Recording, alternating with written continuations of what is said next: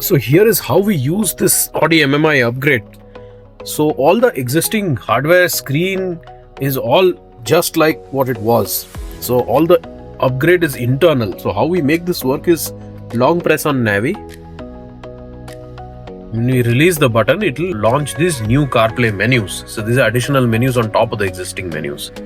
Now how we do the pairing is what I'll show you. Basically the steering controls continue to work as it is.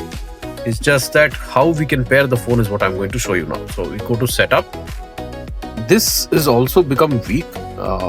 Sometimes with a lot of usage, you might need to press this down a little harder. So here is the Bluetooth option. So we select Bluetooth. Then we go to discover. And now what we do is go to the iPhone.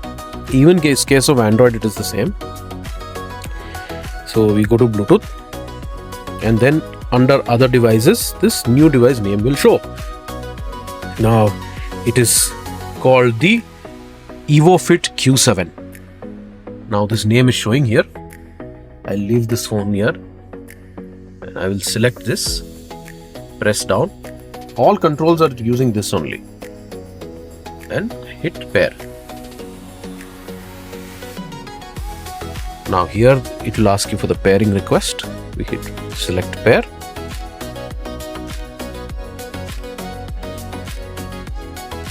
And then this Apple CarPlay Connect option will come, that we should say yes, correct.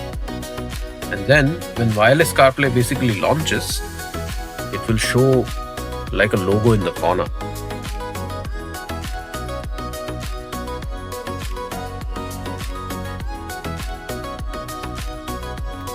In my brain, Minesweeper, landmines. So you reduce the volume, and using this knob itself I can navigate through the options. So press down. When I click on Audi MMI, it will basically show us the logo in the corner. So when this logo shows up, that is when wireless Apple CarPlay has launched. So from this menu I can click on CarPlay again. Maybe I'll press down a little harder.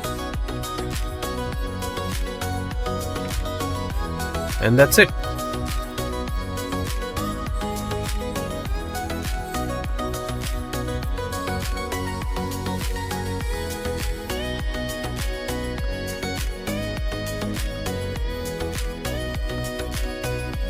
Don't let